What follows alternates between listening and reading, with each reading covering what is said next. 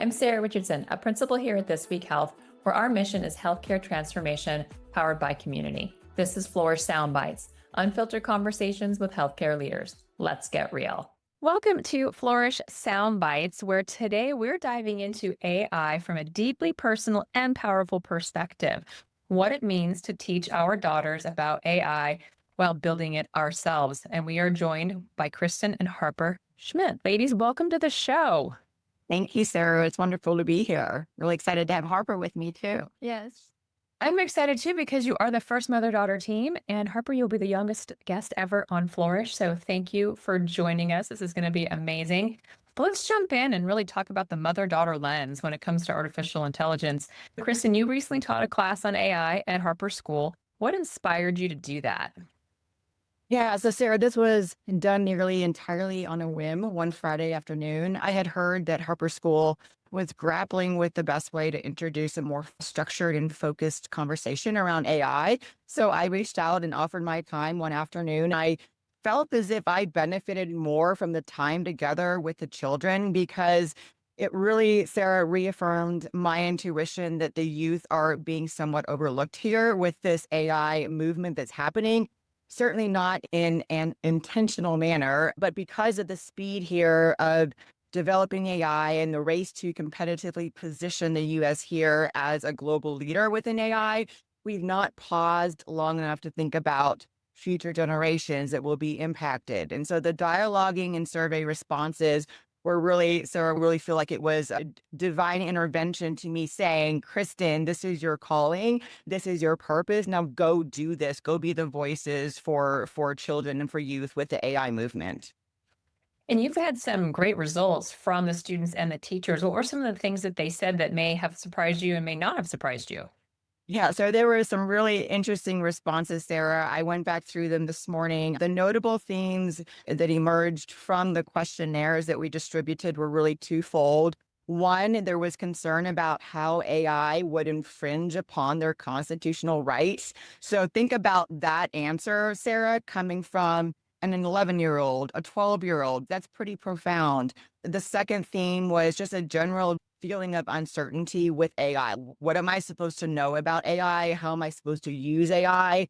So those really were the top themes that we pulled out of the surveys. And those responses definitely kind of fueled this call to action here, where we're using our AI startup as a platform to create this AI youth coalition that's live right now. And we're going to be lobbying and really raising awareness about this high risk gap. When you think about constituent, everybody thinks about adults and stakeholders within those age brackets, but nobody's stopping to think about youth, and the decisions and the regulations that we're putting into place today is going to have a huge impact on our children and their children's generation. It absolutely will. And I'm glad you're taking it head on. And I'm curious also, how was the experience of teaching Harper's classmates, spending more time in this space? How has it changed the way that you two approach conversations about artificial intelligence? Because, Harper, you are a mature, precocious, very forward thinking young woman. And it's been really impressive just to even see your involvement in some of these aspects. But what should our audience know about the conversations you two are having? Yeah, so her school is definitely aware of the fact that I am dabbling in an AI startup. And I think that certainly sparked a greater interest. And I'm starting to get asked more about AI and tips and tricks for going back to school and just having those conversations with classmates and their families.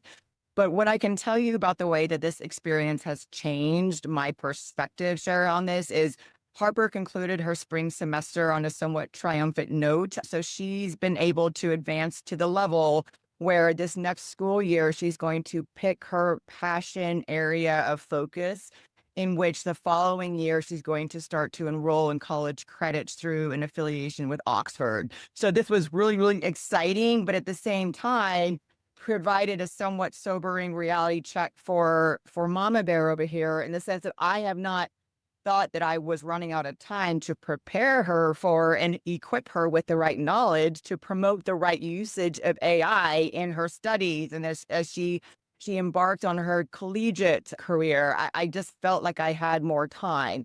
So, entering this new school term in the fall, what my husband and I are going to be doing is being more disciplined and consistent with the AI learning and the teaching to make sure that we're providing the right oversight now, Sarah, and monitoring her progress and the use of AI. And so, as she starts to demonstrate that she's mastered the basic understanding of AI, we'll begin to kind of build upon that, but we have to be able to see that she's grasping and understanding the content. So when it comes to querying any kind of open AI platform, I want to understand and see her become more intentional and advanced in the way that she's prompting the software. So just taking it phase by phase, but all to come back to, we thought that we had more time. Holy crap, this is not a very long way to try to get her ready to tackle some of the freshman courses.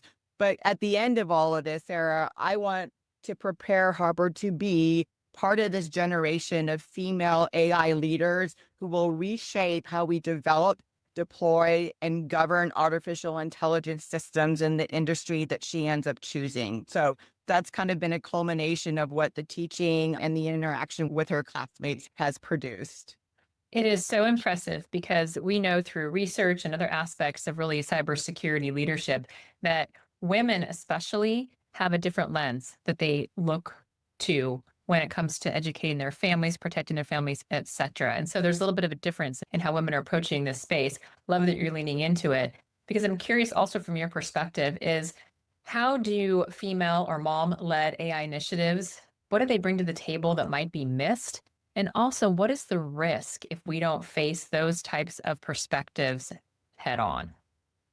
I love this question, Sarah, so much for a multitude of reasons. Women are instinctually wired to ask, who will this hurt? Who will this impact? Versus, what can we achieve out of this? What is the end result? What is the outcome? So I hypothesize that AI initiatives, Sarah, led by women and mothers, will likely prioritize safety and risk management more heavily than those led by men. The current AI landscape is characterized by intense competition and rapid development. And rightfully so, there are extraordinary stakes here on a global level. But with this G force acceleration, there's been less emphasis on safety and collaboration. And I just suspect that this pattern reflects the broader gender differences in how leaders approach strategy and execution in the AI field. Both are needed, but we can't be too top heavy with one or the other because then we start to become unbalanced. And then that's where we're going to have real risks.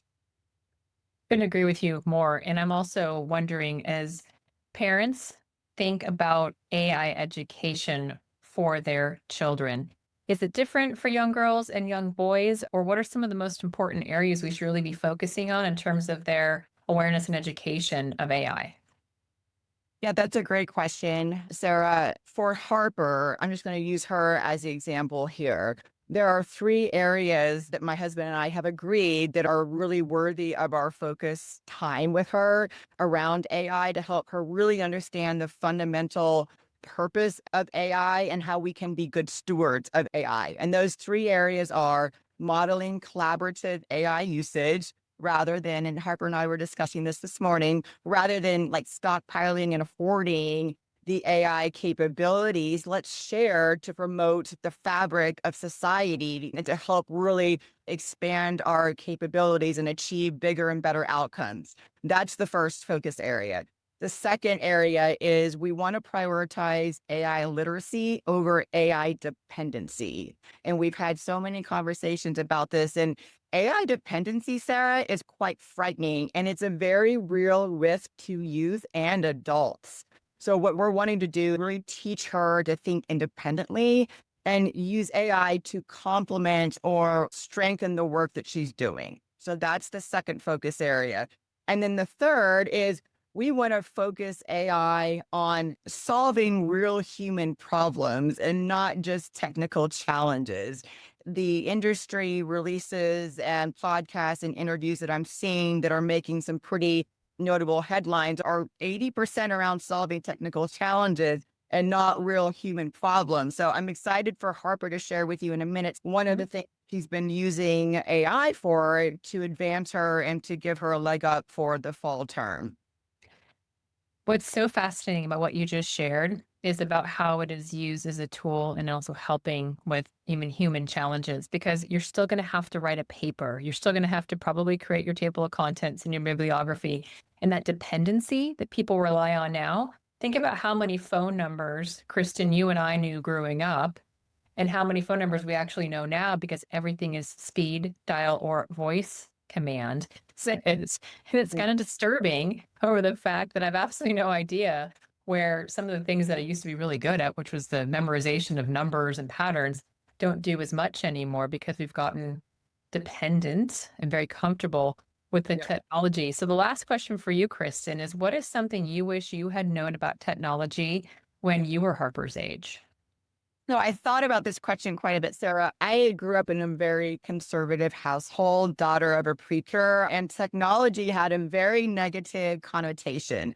I feel as if this negativity, Sarah, was largely due to just lack of education and lack of information that was available to my parents. Technology was largely viewed back when I was Harper's age as really solely entertainment versus as a tool that could unlock innovation.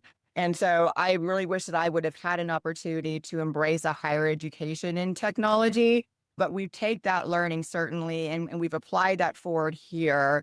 We found an exceptional leadership entrepreneurial academy that is local to my hometown that embraces innovation and technology and really preparing our children with real world skills and knowledge that they're going to need to be good citizens and productive, successful adults. So that's something that had I had an opportunity to change at her age, it would have been earlier exposure to technology. So I'm a little envious at what Harper's getting exposed to right now as a podcast participant at 11 years old. Like that's really unreal. And I'm just really excited that our youth had these opportunities. Well, I'm excited too because Harper, you're up next. So let's be honest. I mean, you've got a mom who's built this incredible AI company specific to protecting others, and you have all this exposure in your own, home and school. But then you're also a bit of an entrepreneur on the side, minus the AI aspect I'm going to ask you about. You already have your own candle company, and you're 11. And by the way, her candles are awesome. I've already bought a whole bunch of them and given them out as gifts. So I love how you literally are locally sourcing so many elements of your life. But let's jump into the AI questions for you, Harper. What do you believe AI is in your own words? Hollow, the absence of life, but it is also an idea maker and it doesn't know how to tell the difference between bad ideas and good ideas. And that's why I use the phrase hollow. When you consider what would be a good idea or a bad idea, how do you differentiate and when you see something come up in AI? Something that can help our community, something that can help our entire state, possibly our entire country. That's what I think. Goes back to using it for the good of humans, which I love. Harper, if you could create an AI tool to do anything, what would you want it to do? It would help scientists create biotechnology plans, specializing in conservation, and not just conservation plans. It would make a plan on how to do it most efficiently, and that's what the tool would be. In fact, I've actually been working on some biotechnology papers. I created a paper that people can learn about how biotechnology can help save red wolves and actually bring back albino gorillas. And I just use AI and I use ChatGPT because that's the easiest thing I can find. And I can use it to I can feed my ideas into ChatGPT and then I can just ask it to create an entire biotechnology paper for me. And then I only have to do it once. And then the next time I just have to change the details and just say create a biotech paper for me. And then it just does the exact same thing, just different details. So you have the template that you've wanted, and you just start plugging in different types of animals or different opportunities when you think about how to almost reverse engineer some of the perspectives that you're experiencing or learning in school. Yes. Good. I love that. How do you want to use AI in your job or in your future? Because the job you're going to have is not the job that even exists today. And you're setting the pace for a lot of others who are you thinking about the usage of AI. what kind of job would you want to have and use AI to help you be that much more successful?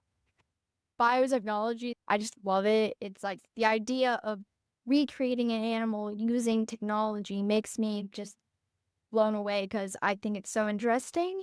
And I think it'll be involved with my job and not just that. I think it'll also be involved with um, my journey through college and helping me be more efficient on how I get my studying done. And it'll help me, especially since I would like to major in biotechnology. I feel like you're going to be running like Jurassic World at some point with all kinds of new creatures. I'm going to ask you a question that we have not talked about simply because I believe you can handle this one. And for whatever reason, an animal may have gone extinct. What is our responsibility if we decide to bring something back? Is it a good idea? If we can bring back a T-Rex, should we?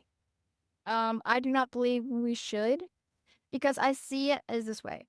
Nature can keep itself in check. And so basically, animals that have gone extinct through nature, I think that they have gone extinct for a reason, perhaps to make room for us humans. And I think that animals that have gone extinct because of humans should be brought back because without those animals, it could possibly lead to detrimental things happening to our ecosystem that are very important, like the red wolf going extinct.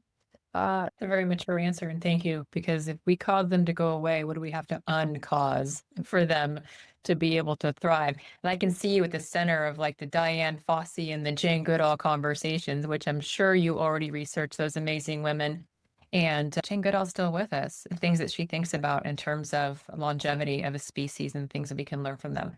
Thank you for your perspective. And my goodness, I cannot wait to see what the next few years from you hold. I know you'll be a repeat guest because there's a future of voices like Harper's that you're like, wow, I feel really good about the future when I get to speak with someone like you, Harper. Thank you. And Kristen, no surprise, because we're friends and I know how you parent. And I'm like, dang, if I could have had a Harper, I might actually. Thank you for the opportunity, Sarah. I would say that this podcast opportunity in collaboration with Harper has helped spark even more dialoguing between the two of us as we've really thought through the questions and really wanted to make sure that we were speaking from the heart. But I think the more we can encourage open communications and conversations locally within your schools, within your community, within your families, the more you talk about it, the more you'll understand it. So I would just encourage that as a learning and something that's obviously been beneficial and of value to us as we've prepared for this conversation with you today, Sarah. Oh, absolutely. And Harper, you nailed it. Like you just get it. You're sitting here, you're like, oh, I have an answer for that. I almost want to make up new questions to ask you. Just the curiosity of what you may say. But again, thank you for your preparedness, for your advocacy, for all the things you're doing to represent youth, and Kristen giving her a platform to be able to do that responsibly and safely. And this episode reminds us that AI education isn't just technical, it's generational. Also, please share this episode with a fellow parent or educator and tell us, how are you talking about AI with the next generation? Again, Kristen, Harper, thank you so much. Can't wait to see you both soon. And those of you listening, that's all for now. That's Flourish Sound Bytes. Find your community at thisweekhealth.com/subscribe. Every healthcare leader needs a community to learn from and lean on. Share the wisdom. That's all for now.